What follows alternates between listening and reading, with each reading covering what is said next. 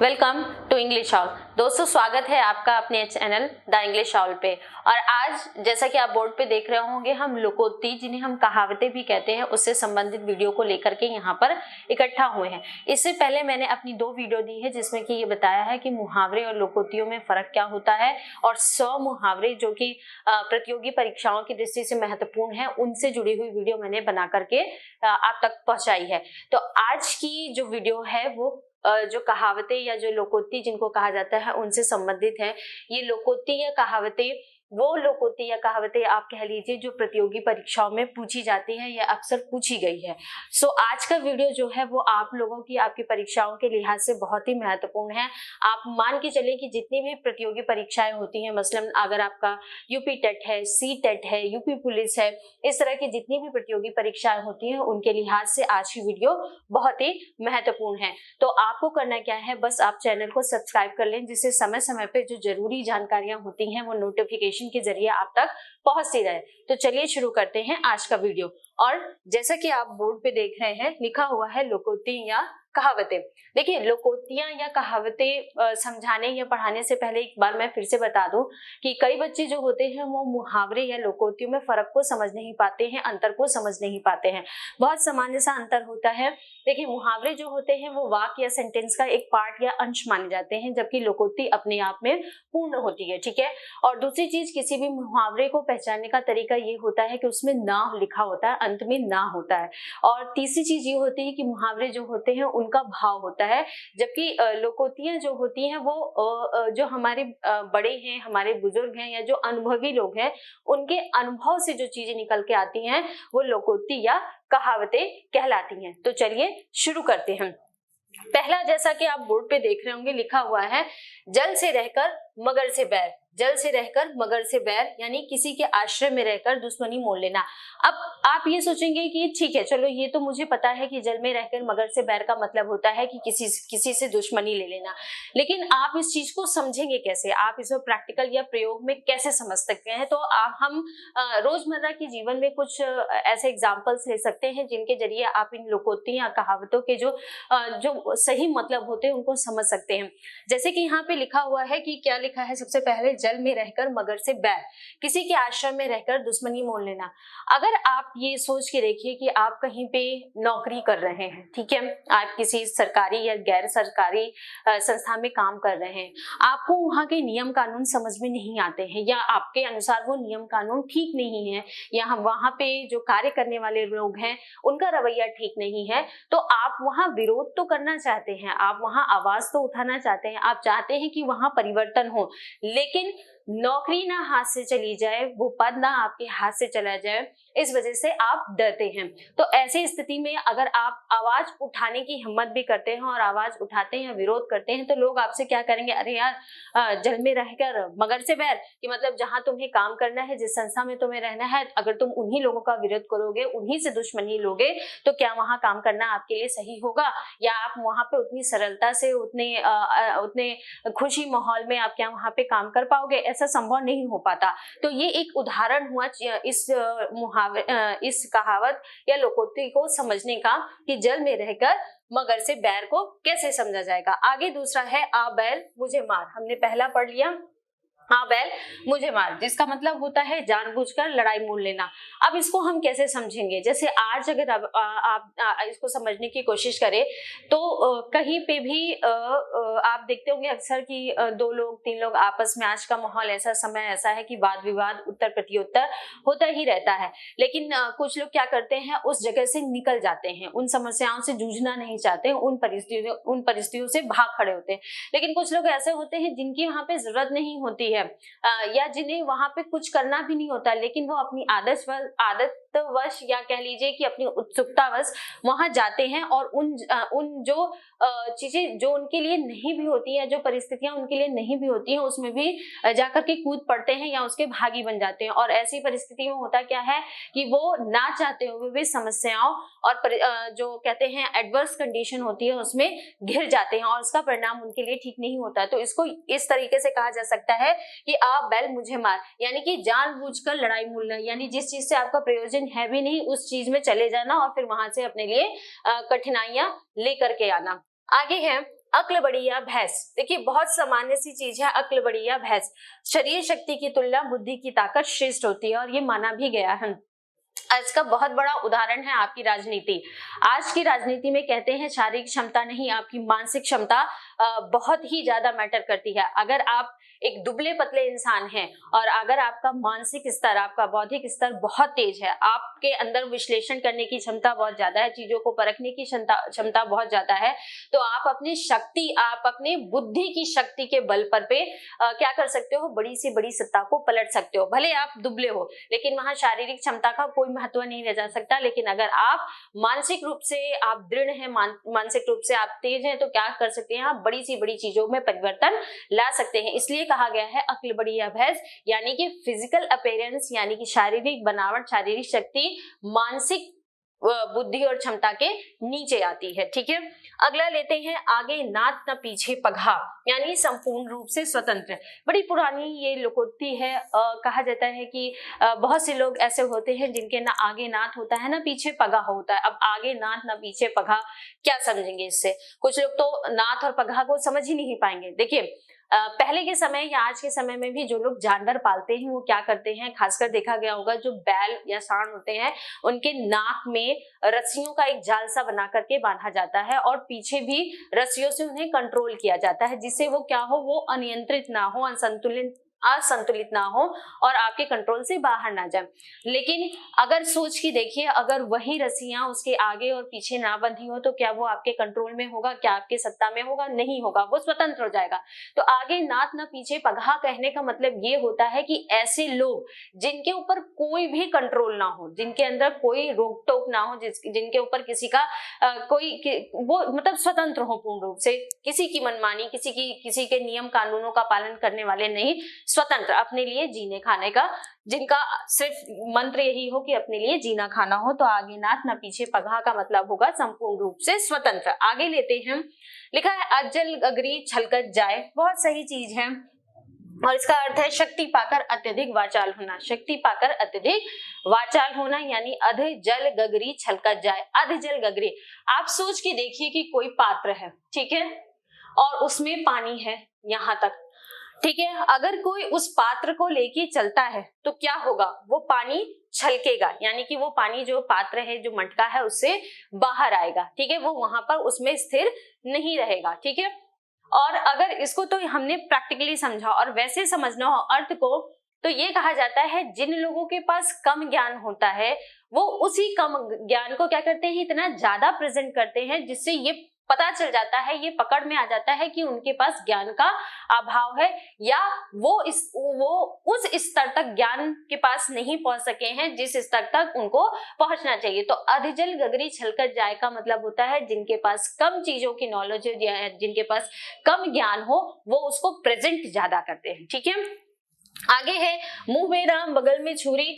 आज के समय में भीतर से बैर ऊपर से मित्रता, बहुत ही सटीक, बहुत ही सही बैठने वाली लोकोक्ति है। मुंह में राम बगल में छुरी। आप 95% लोगों को आज के समय में देख लें, जो आपके मित्र तो होंगे, आपके संबंधी तो होंगे, आपके सगे तो होंगे, लेकिन क्या होगा, आप जब तक इसको अगर आप समझो, अपने नात रिश्तेदारियों में भी समझो, जब तक आपके साथ बैठे हैं, आपसे बातचीत कर रहे हैं, आपसे शादी विवाह में मिल रहे हैं, समारोह में मिल रहे हैं, वो तब तक तो ऐसा लगेगा कि आपसे घनिष्ठ, आपसे अच्छा कोई नहीं है उनके लिए। लेकिन जैसे कि आप अक्सर शादी ब्याह में जाओ और वहां पे देखो, आपके, मैं संबंधों का नाम नहीं लूंगी, बहुत से लोग आपसे मिलते हैं, रूबरू होते हैं, हमसे बातचीत करते हैं, लेकिन पीठ पीछे क्या होता है, इनका बेटा ऐसा था, उनकी बेटी ऐसी थी, उसने पेपर क्वालिफाई किया, उसने नहीं किया, वो 12वीं पास हो गया, वो अभी तक पढ़ता नहीं है, वो नौकरी नहीं करता, बहुत सारे अनंत उनके सवाल होते हैं, उसमें वो कमियां भी ढूंढते हैं, अच्छाई नहीं ढूंढते हैं, वो कमियां भी ढूंढते हैं। तो करते क्या है, आपके सामने तो मीठे मीठे है, लेकिन पीठ पीछे क्या है, आपकी जो बुराइयां हैं उनको निकालने में वो सबसे अव्वल होते हैं। तो यहाँ इस तरीके से समझा जा सकता है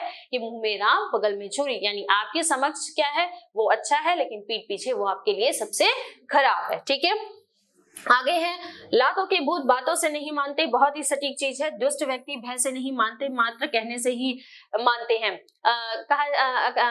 जैसा कि लोग कहते हैं कि गांधी जी ने कहा था कि अगर कोई आपको एक थप्पड़ मारे तो आप अपना दूसरा गाल आगे कर लीजिए और अहिंसा से ही समाधान निकाला जा सकता है। लेकिन कहीं कहीं पे ये परिस्थितियां जो है वो काम नहीं करती। जो लोग बहुत ही कहते हैं कुपात्र होते हैं या बहुत ही दुष्टों की श्रेणी में आते हैं, दुष्ट की श्रेणी में आने का मतलब वो है कि जिनके जो किसी चीज से नहीं डरते हैं, तो उनको समझाने के लिए कभी कभी क्या आपकी बात, आपके संवाद की जरूरत नहीं पड़ती, उन्हें समझाने के लिए आपके शारीरिक बल की जरूरत पड़ती है।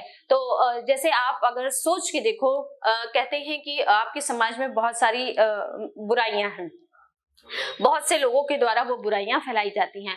तो उन लोगों को आप प्रथम चरण या पहले फेज में आप क्या करते हो, अपनी बातों से समझाते हो। लेकिन अगर वो बातों से नहीं समझे तो आप क्या करना चाहोगे, आप फिर यही सोचोगे कि उनके ऊपर बल प्रयोग करते हैं। तो वही परिस्थिति, उसी कंडीशन को हम ये कहेंगे क्या है, लातों के भूत बातों से नहीं मानते, यानी कि जो लोग शारीरिक बल से समझते हैं वो आपकी बातों से समझ नहीं सकते हैं। आगे है, घर का भेदी लंका ढाए, बहुत सही चीज है। आपसी फूट के कारण भेद खुलता है। इसको ऐसे समझ सकते हैं कि देखिए, जिन परिवारों में एका होती है, जो लोग अपने परिवारों में मतलब संवाद रखते हैं, बातचीत रखते हैं, मेलजोल रखते हैं, एक दूसरे की समस्याओं को सुनते हैं, तो बाहरी दुनिया में उनका आवरण भी वैसे ही रहता है। लेकिन अगर सोच के देखिए कि घर का ही कोई व्यक्ति आपकी घर की बातों को, आपके लोगों की बातों को बाहर ले जाने लग जाए, तो क्या होगा, समाज में वो बातें फैलेंगी और समय परिस्थिति आने पर वही लोग क्या करेंगे, उन बातों के जरिए आपका उपहास करेंगे, आपका मजाक उड़ाएंगे या आपकी परिस्थितियों का फायदा उठाएंगे। तो घर का भेदी लंका ढाए का मतलब क्या होता है कि अगर आपका ही व्यक्ति जो है वो गलत हो जाए, कमजोर हो जाए, तो उससे क्या होगा, सारा भेद मतलब सारी परिस्थिति का पता सबको चल जाएगा। आगे बढ़ते हैं। लिखा है, नया 9 दिन पुरान 100 दिन, नया 9 दिन पुरान 100 दिन, यानी कि नई वस्तुओं का विश्वास नहीं होता, जो कि एक सार में इंग्लिश में कहा गया है, ओल्ड इज गोल्ड। कहते हैं पुराने गाने, पुराना फैशन, पुरानी कहावतें वो लौट के आता है, लोग उन्हें ज्यादा सुनते हैं और ज्यादा प्रायोरिटी पे रखते हैं। आप कहीं किसी भी एस्पेक्ट में देख लीजिए, कोई चीज आज के समय में थोड़े समय तक ही चलती है, उसके बाद उसका जो पुराना रूप है, वास्तविक रूप है, वही आगे आता है या वही सबको भाता है। आप ऐसे भी समझ सकते हैं, मैं एक सामान्य सा और एक बहुत साधारण सा एग्जांपल आपको देती हूँ। अगर आप लोग जानते होंगे, एक चीज होती है, एक आप कह लीजिए, एक यंत्र कह लीजिए, उसको कहा जाता है सिलबट्टा। ठीक है, वो किस काम आता है, वो आता है एक तरीके का, जो लोग जानते होंगे, थोड़ा सा गांव वगैरह से बिलोंग करते होंगे, वो आप कोई भी मसाले बनाने हो, इस तरह की चीजों के लिए, वो उसको पीसने के लिए। और वैसे भी कहा जाता है कि हेल्थ पॉइंट ऑफ व्यू से देखा जाए तो उस पे बने मसाले या उस पे बनी हुई जो सामग्रियां होती हैं आपके स्वास्थ्य के लिए बहुत अच्छी होती हैं, तो उसको कहते हैं सिलबट्टा। अब सिलबट्टा क्या है, वो पुरानी चीज है। ठीक है, वो मिट्टी का बना हुआ एक पात्र होता है, वो पुरानी चीज है, उसका मॉडिफाई किया गया, उसको परिष्कृत किया गया, क्या बना, मिक्सर बन गया। लेकिन मिक्सर क्या है, वो एक मशीन है, वो कभी भी खराब हो सकता है। लेकिन सिलबट्टा क्या है, मिट्टी का बना है, ना टूटेगा ना खराब होगा। तो नया जो है उसकी जो अवधि है वो सीमित है, लेकिन पुराना जो है वो पुराने समय से आज तक भी चल रहा है और आगे भी चलेगा। तो यही कहने का मतलब है कि नया 9 दिन और पुराना 100 दिन की मतलब जो नई चीजें होती हैं वो उनकी रिलायबिलिटी उतनी नहीं होती है जितनी पुरानी चीजों की होती है। ठीक है, आगे, मान न मान मैं तेरा मेहमान, ऐसे लोग जीवन में बहुत से होते हैं जो आवश्यकता पड़ने पर आपको ना भी जानते हो फिर भी ऐसा आपके सामने प्रेजेंट करेंगे कि आपसे बेहतर आपको वही लोग जानते हैं। बहुत से लोग ऐसे होते हैं जिन्हें जरूरत होती है तो वो क्या करते हैं कि वो जबरदस्ती आपके एक तरीके से कहते हैं, आपसे संबंध जोड़ना चाहते हैं या ये जताना चाहते हैं कि नहीं आप मुझे नहीं जानते लेकिन मैं आपको अच्छे से जानता हूँ, मैं आपकी रिश्तेदारी में ऐसा हूँ। तो ऐसे सब जगहों पे मान न मान मैं तेरा मेहमान यानी कि जबरदस्ती गले पड़ जाना। अगला है, सावन हरे न भादो सूखे, यानी सदैव एक सी स्थिति में रहना। सावन हरे न भादो सूखे, एक चीज आप लोग हमेशा ध्यान रखिएगा कि हिंदी में अगर आप शब्दों की क्या वो भाव है, वो शब्द द्वारा क्या भाव व्यक्त कर रहा है या उस शब्द का अर्थ क्या है, अगर इस चीज को समझ जाए, आपकी शब्दावली पे अगर आपकी पकड़ अच्छी हो तो आप कोई भी प्रश्न कर रहे हो उसका उत्तर आपको प्रश्न पढ़ने पर ही समझ में आ जाएगा। अब जैसे यहाँ कहा गया है सावन हरे न भादो सूखे, हिंदी महीने होते हैं, सावन जब बारिश होती है तो हरियाली होती है और ये सूखने के एस्पेक्ट से है। तो सावन हरि न भादो सुखे, मतलब ऐसी कि जहाँ ऐसी परिस्थिति में कहा जाएगा कि जो लोग एकदम न्यूट्रल होते हैं, या ऐसी परिस्थितियां जो एकदम न्यूट्रल होती हैं, जिनके ऊपर किसी चीज का असर नहीं पड़ता है, चाहे वो महीना हो, दिन हो, रात हो, समय हो, परिस्थिति हो, घड़ी हो, घंटा हो, काल हो, किसी भी चीज का जिसके ऊपर कोई असर ना पड़े, वहां पर ऐसे सब सेंटेंस में आप ये प्रयोग कर सकते हैं, सावन हरि न भादो सुखे, मतलब सदैव एक सी स्थिति में जो चीजें रहें या जो व्यक्ति रहे, उसके लिए आप ऐसा प्रयोग कर सकते हैं। अगला है थोथा चना बाजे घना, जैसे कम ज्ञान होता है वो दिखावा ज्यादा करता है। सही बात है, अगर आप प्रैक्टिकल करके देखना, आप कुछ चने लो और उसको पात्र में डालो, बर्तन में डालो, पानी में डालो, जो अच्छे होंगे, ठोस होंगे, वो क्या होंगे, जल में बैठ जाएंगे, लेकिन जो हल्के होंगे, खराब होंगे, वो क्या हो जाएंगे, जल के ऊपर आ जाएंगे। दूसरा प्रैक्टिकल आप ऐसे समझ सकते हैं कि अगर पहले के समय में ना, जैसे ये चावल होते थे, या ये जो आप लोग इस समय कॉर्न खाते हो, इसको भुट्टा बोलते हैं, इसको छल्ली भी बोलते हैं, इसको ना बालू, रेत और मिट्टी के बर्तन में आग जला करके भूना जाता था, जिसे भार कहते थे, ठीक है। तो उसमें होता क्या था कि अगर चने को भुना जाए तो जो चने अच्छे होते थे वो तो भुन जाते थे, लेकिन जो खराब होते थे ना, वो ठीक से भुनते नहीं थे, या जिनमें से आवाज ज्यादा आती थी।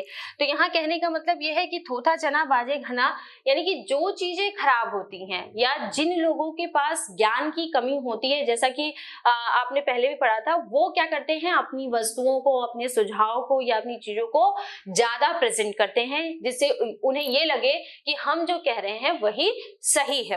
अगला लेते हैं, लिखा है दूध का दूध पानी का पानी। ये तो आप बखूबी समझ जाएंगे, सच और झूठ का फैसला करना, कि जब ऐसी परिस्थितियां हो या आपका कोई ऐसा जहां आपको संशय हो, या आपको ये लगे कि नहीं ये चीज सही नहीं है, ये चीज गलत है, तो उसको आप जब किसी माध्यम से प्रूव करो और रिजल्ट आए क्या कि नहीं यही सही है यही गलत है, तो उस स्थिति में हम कहेंगे दूध का दूध पानी का पानी होना। जैसे इलेक्शन होते हैं, आपके चुनाव होते हैं, चुनाव से पहले की स्थिति क्या होती है कि ऐसा लगता है कि हर पार्टी जो है वही जीत जाएगी, हर पार्टी का सदस्य ही प्रधानमंत्री, मुख्यमंत्री और बाकी चीजें बन जाएंगे, बाकी पद ग्रहण कर लेंगे। लेकिन होता क्या है, जब इलेक्शन होता है, वोटिंग पड़ती है, तब रिजल्ट सामने आता है और तब पता चलता है कि कौन कहाँ पे बैठता है। तो उस स्थिति में हम कहेंगे दूध का दूध और पानी का पानी। अगला लेते हैं, दोनों हाथों में लड्डू, यानी दोनों ओर से लाभ। आप पेपर देने जा रहे हैं, उसको कैसे समझेंगे, आप पेपर देने गए, ठीक है, आपने पेपर दिया, उसके बाद आपने अपने अनुसार उस पेपर को क्या किया, हल करके देखा, आपने नंबरिंग की, आपको लगा कि 100 में से 80 नंबर मेरे आ जाएंगे, चलो ठीक है, ये मान के आप बैठ गए। अब क्या हुआ कि आपका रिजल्ट आया, आपने 100 में से 80 मान रखा था, आपके तो आगे 95, और आपको अपनी उम्मीद से बेहतर कॉलेज भी मिल गया। तो क्या हुआ, आपके तो दोनों हाथ में लड्डू हो गए, यानी आपकी उम्मीद से अच्छे नंबर भी आ गए और उम्मीद से अच्छा आपका चयन भी हो गया। तो इस स्थिति में हम कहेंगे दोनों ओर से लाभ। फिर है आम के आम गुठलियों के दाम, यानी कि दोहरा लाभ होना। इसको हम ऐसे समझ सकते हैं कि कभी कभी क्या होता है कि आप जैसे इसको आप समझो, आप मॉल वगैरह में शॉपिंग करने गए, ठीक है, इसको ऐसे समझ सकते हैं कि आप मॉल में शॉपिंग करने गए, आपने शॉपिंग की, ठीक है, उसके बाद क्या हुआ कि आपने जैसे रखा जाता है कि इतने की शॉपिंग करिए तो आपको इतना डिस्काउंट मिलेगा और उसके साथ कूपन मिलेगा। अब क्या हुआ कि आपने मान लीजिए कि 2000 की शॉपिंग की, उसमें से कुछ % आपको डिस्काउंट मिला, प्लस आपको एक कूपन दिया उन भैया जी ने कि मैम ये कूपन है, इसको ले जाइएगा, इसको स्क्रैच करिएगा, हो सकता है आपके लिए कोई इनाम हो। अब क्या हुआ, आपको डिस्काउंट भी मिला, आपने कूपन भी स्क्रैच किया और उसमें आपको कुछ भी मिल गया, XYZ मान लीजिए कोई भी इनाम मिल गया। तो क्या हुआ, आम के आम गुठलियों के दाम, मतलब आपको दोहरा लाभ हुआ। आपने शॉपिंग की, उससे क्या हुआ, आपको डिस्काउंट भी मिला और साथ ही साथ आपको एडिशनल चीज भी मिल गई।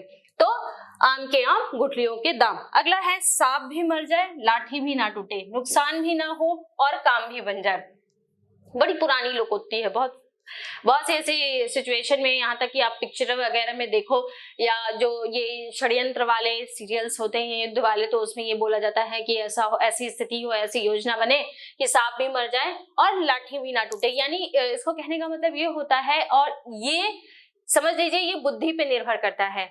आप किसी परिस्थिति से निकलना चाहते हैं या आप किसी को कुछ समझाना चाहते हैं, तो आप क्या करेंगे, आप उसके समक्ष ऐसी चीजों को लेकर जाइए जिससे क्या हो, उस व्यक्ति को ये एहसास भी हो जाए कि वो गलत था और आपका जो मुद्दा है वो भी क्लियर हो जाए, आप जो जो सोचना चाहते हो वो भी क्लियर हो जाए, यानी कि क्या हो, एक ही तरीके से क्या हो, दोनों चीज हो जाए। यानी कि आप सांप भी मर जाए लाठी भी ना टूटे, कहने का मतलब है कि क्या हो, कि नुकसान भी ना हो और काम भी बन जाए। आप इसको ऐसे सोच के देख सकते हैं कि जैसे मान लीजिए आप देखते हैं सोसाइटी में क्या होते हैं, बहुत से लोग होते हैं, बहुत से लोग होते हैं जो आपकी बातों को नहीं मानते या जो सोसाइटी के नियम होते हैं उनको फॉलो नहीं करते हैं, ठीक है। अब क्या है, आपने जिम्मा उठाया कि नहीं, मुझे उन्हें समझाना है कि ये चीज सही नहीं है या इस चीज को हमें सही करना चाहिए। जैसे आप मान के देखिए कि किसी सोसाइटी का मेन गेट है, उसको बंद करने की दुविधा चल रही हो, आप रोज गेट रात में बंद करते हो, कोई अगला व्यक्ति आता हो उसको खोल के चले जाते हो। अब आप सोचे कि भाई ऐसे क्या किया जाए कि उनको ये भी समझ में आ जाए कि ये दरवाजा बंद करना है और लड़ाई झगड़ा भी ना हो। अब आप क्या करेंगे, आप कोई युक्ति निकालेंगे, कोई योजना निकालेंगे कि ऐसे किया जाए तो उनको समझ में आ जाए। अब क्या होगा कि आपने एक योजना बनाई कि मसलन मान लो कि आपके जाने के बाद वो आते हैं, आप क्या करोगे कि उनके आने के समय पे आप गेट बंद करके वहीं पे खड़े हो जाएंगे। वो आए पहले दिन, उन्होंने विरोध किया, आपने कहा नहीं खुलेगा। दूसरे दिन आए, उन्होंने फिर विरोध किया, आप लोगों ने कहा नहीं खुलेगा। तीसरे दिन क्या होगा, वो विरोध करना छोड़ देंगे और वो समय से पहले आ जाएंगे। तो क्या हुआ, उन्होंने अपनी आदत बदल दी और आपकी समस्या का समाधान हो गया। तो इसका कहने का मतलब यही हुआ, सांप भी मर जाए लाठी भी ना टूटे, यानी कि नुकसान भी नहीं हुआ किसी का, और क्या हुआ, आपका जो ध्येय था, आपका जो लक्ष्य था वो भी पूरा हो गया। अगला लेते हैं, दूर के ढोल सुहावने, यानी दूर से सब अच्छा लगता है, वास्तविकता है, दूर से सब अच्छा लगता है। इसको हम ऐसे समझ सकते हैं कि जैसे कहा जाता है कि सोच के देखिए कि किसी युवक या युवती का विवाह होता है, तो विवाह से पहले की स्थिति क्या होती है, सोच के लगता है बस जैसा पिक्चरों में दिखाया जाता है सब बढ़िया होगा, बढ़िया से जाएंगे, किसी समस्या को नहीं देखना पड़ेगा, कुछ समर्पण नहीं करना पड़ेगा, कोई त्याग नहीं करना पड़ेगा, कोई जिम्मेदारी नहीं उठानी पड़ेगी और सब कुछ बड़ा स्मूथ रहेगा। लेकिन वास्तविकता में क्या होता है, जब आप किसी के यहाँ जाते हो या कोई आपके जीवन में कोई परिवर्तन आता है तो उसके साथ साथ चुनौतियां, उसके साथ परिस्थितियों का परिवर्तन, उसके साथ समस्याएं, उसके साथ समझौता, उसके साथ समर्पण, सारी ही चीजें आती हैं, ठीक है। तो इसका कहने का मतलब यही हुआ कि दूर के ढोल सुहावने, कि दूर से सुनने पे सब कुछ अच्छा लगता है, लेकिन वास्तविकता जब आप उसको देखोगे तो समझ में आएगा कि असलियत में क्या है। तो दूर का ढोल सुहावना लगता है, यानी दूर से कोई चीज जब तक सुनो वो तब तक अच्छी लगती है, लेकिन वास्तविकता का पता वहीं पे जाने पे लगता है। अगला है, ना रहेगा बांस ना बजेगी बांसुरी, यानी झगड़े के मूल कारण को ही खत्म कर देना सबसे सही है। ना रहेगा बांस और ना बजेगी बांसुरी। ये सबको पता होगा कि अगर बांस ना हो तो बांसुरी नहीं बनेगी और वो फिर बजने का कार्य नहीं करेगी। अब इसको आप कैसे समझ सकते हैं, किन जगहों पर प्रयोग कर सकते हैं, इसको भी हम एक उदाहरण से लेते हैं कि जैसे मान लीजिए कि आपके यहाँ किसी चीज को लेकर के रोज समस्या आ रही है, आपका जो वर्किंग प्लेस है वहां की टाइमिंग को लेकर के मान लीजिए कि समस्याएं आ रही हो कि आपको निर्धारित समय पे पहुंचना हो, लेकिन क्या हो रहा हो कि वो निर्धारित समय पे आप पहुंच नहीं पा रहे हो। तो आप क्या करेंगे, उसके कारण को जानेंगे कि मैं निर्धारित समय पे क्यों नहीं पहुंच पा रहा हूँ। तो होगा क्या, या आपको पता चलेगा कि जो आपके शेड्यूल है शेड्यूल में ही दिक्कत है, आप देर से उठते हो इसलिए हर काम देर से होता है, इसलिए आप ऑफिस देर से पहुंचते हो। तो आप क्या करोगे, अपने शेड्यूल को आप सही करोगे। अगर आप मसलन मान लो 5 बजे उठते हो, नहीं 6 बजे उठते हो, तो आप क्या करोगे, आप 5:30 उठोगे, अपने टाइम को मैनेज करोगे। और टाइम को जब आप मैनेज करोगे तो क्या होगा, आपके पास टाइम समय मतलब बचेगा, आप सारी चीजों को व्यवस्थित कर लोगे और समय से आप क्या करोगे, ऑफिस भी पहुंच जाओगे। तो कहने का मतलब ये है कि समस्या, झगड़े की मूल कारण को यानी मूल समस्या को ही खत्म कर देना। यानी आपके लिए दिक्कत क्या थी, समय, आपने क्या किया, उसको निर्धारण कर लिया, इसलिए क्या रहा, ना रहा बांस और ना बजेगी बांसुरी, यानी ना कारण रहेगा और ना समस्या पैदा होगी। अगला होगा, अपनी अपनी ढपली अपना अपना राग, यानी कि विचारों में अंतर। बिल्कुल सही चीज है, अपनी अपनी ढपली अपना अपना राग। बहुत से जैसे कि आप राजनीतिक पार्टियों से समझ लीजिए कि सबके अपनी अपनी ढपली और अपने अपने राग होते हैं, यानी सबके अपने अपने विचार होते हैं, अपने अपने ओपिनियन होता है और अपनी अपनी समस्याएं होती हैं, ठीक है। आगे देखते हैं, उल्टा चोर कोतवाल को डांटे, यानी अपना दोष दूसरे पर रखना। उल्टा चोर कोतवाल को मतलब मान लीजिए कि कोई है जो चोरी करते हुए पकड़ा गया, अब वो क्या कहने लग जाए कि नहीं मैं तो सही जगह चोरी कर रहा था, ये कोतवाल साहब उस जगह पे आ गए, इन्होंने गलती से मुझे पकड़ लिया। क्या ऐसा संभव है, क्या ऐसा ठीक है, नहीं। क्या होगा उल्टा चोर कोतवाल को डांटे मतलब ये होता है कि जो गलत है वो अपनी गलती को ना मान के क्या करे, अपनी गलतियों को दूसरे के ऊपर थोपे। जैसे आप इसको इस प्रयोग से, इस एग्जाम्पल से समझ सकते हैं कि मान लीजिए कोई बच्चा है, ठीक है, अब उसे पढ़ाई अच्छी नहीं लगती लेकिन उसे पढ़ना है, ठीक है, अब उसको जबरदस्ती पढ़ाया जाएगा, ठीक है, पढ़ाया गया, उसकी माँ ने उसको पढ़ाया, अब उसे कोई चीज समझ में नहीं आ रही, या मान लीजिए उसने कोई चीज लिखी जो कि गलत है और उनकी माताजी ने पूछ लिया कि नहीं नहीं तुमने तो ये सही नहीं लिखा, तो आपने ये गलत लिखा है, तो वो बच्चा क्या करेगा, कहेगा नहीं नहीं आपने मुझे ऐसा बताया था तब मैंने ऐसे लिखा है। तो क्या होगा, गलती उसने की लेकिन वो किस पे गलती थोप रहा है, अपनी माँ के ऊपर, यानी कि उल्टा चोर कोतवाल को डांटे, यानी अपना दोष क्या करता है, दूसरे पर डालता है, यानी वो शिशु जो है अपनी गलती अपनी माँ के ऊपर डाल रहा है। तो आज की वीडियो में ये 20 लोकोक्तियां, जिनको कहावतें कहते हैं, महत्वपूर्ण लोकोक्तियां या कहावतें थी जिनको लेकर मैंने ये वीडियो बनाई थी, और आपको प्रयोग एग्जाम्पल के द्वारा भी उनको समझाया था कि कैसे वाक्य या कैसी जगहों पे हम उन लोकोक्ति या कहावतों को प्रयोग कर सकते हैं। तो मुझे उम्मीद है और आशा है कि आज की वीडियो आपके लिए बहुत ही लाभप्रद और बहुत ही जानकारी से भरी हुई साबित होगी। आपको बस इतना करना है कि आप हमारे चैनल को सब्सक्राइब जरूर कर लीजिए, जिससे भविष्य में आने वाली जितनी भी परीक्षाएं हैं, जैसे आगामी समय में यूपी टेट के पेपर होने वाले हैं, तो हिंदी विषय से जुड़ी हुई जो भी नोटिफिकेशन आपको चाहिए वो समय से मिलते रहे। तो आज की वीडियो के लिए बस इतना ही, तैयारी करिए, पढ़ते रहिए, धन्यवाद।